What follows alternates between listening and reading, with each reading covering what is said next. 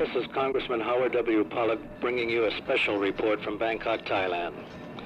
I was deeply shocked several days ago when I personally read intelligence reports from interrogation of Viet Cong prisoners and was shown a direct translation of specific propaganda information taken from a captured Viet Cong.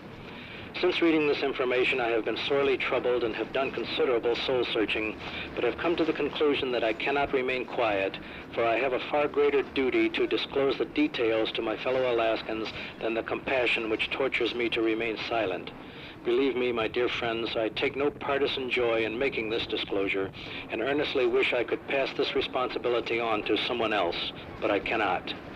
The specific propaganda document taken from the captured VC said that the war protesters and peace demonstrations in the United States and the broad-based discouragement with the duration of the war in Vietnam are causing a fatally divisive situation among the American people, which will soon spell defeat for the U.S.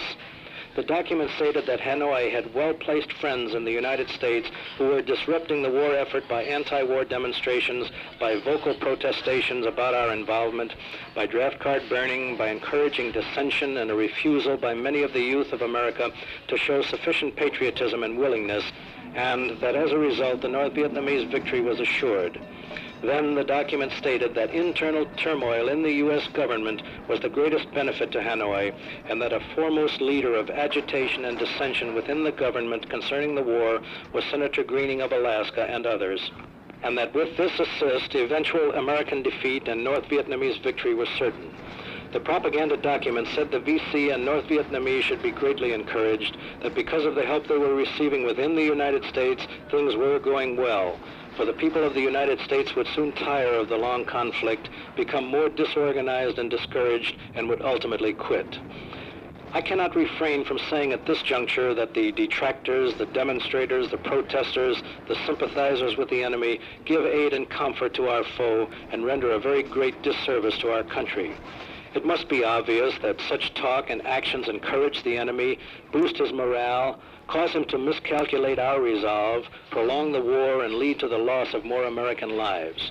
On behalf of all the fighting forces in Vietnam, I admonish the Senator and his followers to cease and desist in causing false and misleading signals to be received in Hanoi, for this can only prolong the costly conflict everyone wants to end. Fortunately, notwithstanding the war protests by a vocal minority in the United States, there is little evidence of any adverse effect on the morale of our military fighting forces. There are few doubts in their minds, only puzzled regrets and anger that all of the home front does not support them. This is Congressman Howard W. Pollack in Southeast Asia.